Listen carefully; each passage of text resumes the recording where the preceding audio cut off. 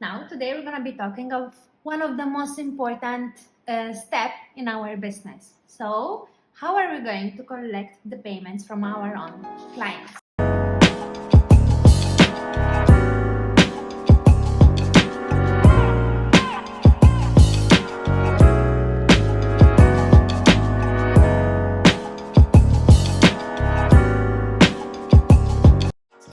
So, let's dive right into it.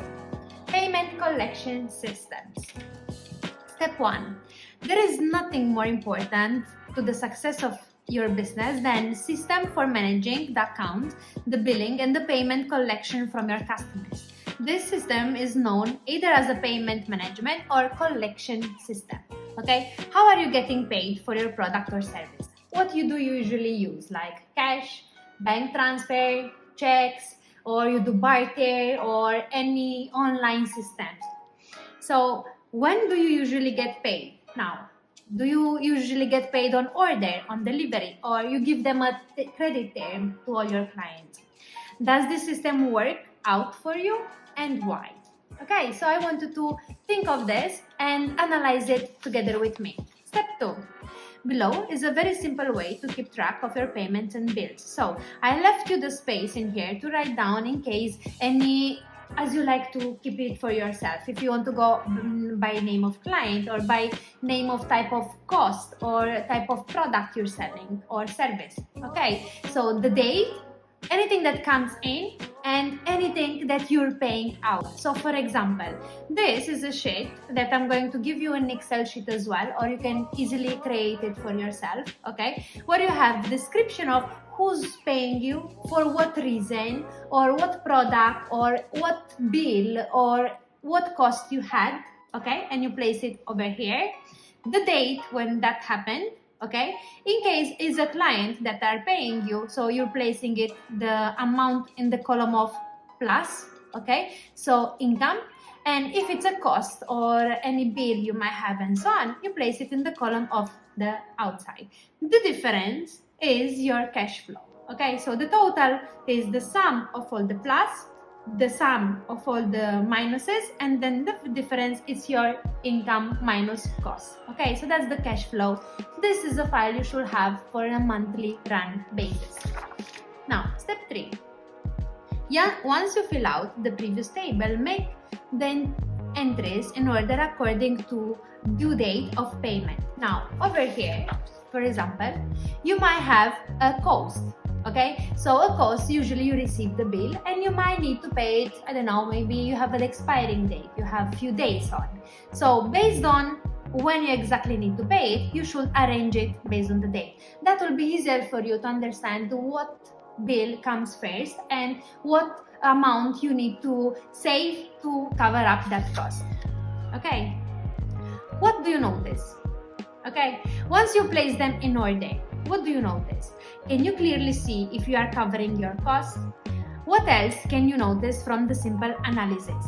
Okay, so once you have all the numbers in place and one next to each other, definitely you're gonna see the total sum over here. So immediately you can see if with your income you can actually covering your costs or not. Then based on the date of expiring of all the costs, you can see in case you're not matching, not over covering the cost, you can see which cost will come first and how long you have as a term to cover the next ones. Okay, then how would you change this form to better adapt it to your business needs? Think about it. For example, if you have product-based business, okay, how would you change this form to make it easier for you or for your business to adapt it? And in case you do not have a product base but a service base, do you actually need this, or you have a system in place, or like for example you get only payment online, so in that case you have a software that helps you out and gives you already all this type of analysis. Okay, step 4. Do you allow payment via installments? Why? Installments, when I mean installments is, for example, you have a total amount for your product or your service and you agree on having it split it in two, in half, on 3 parts or 4 parts, up to you to actually get paid. So you're willing to wait And in case you do you charge them a commission or an interest for it? What process generally works the easiest for your clients? Have you considered a wage for yourself in the monthly cost, and why? This is very important. We usually think that we cannot pay ourselves, especially if you are in the first, second year of business.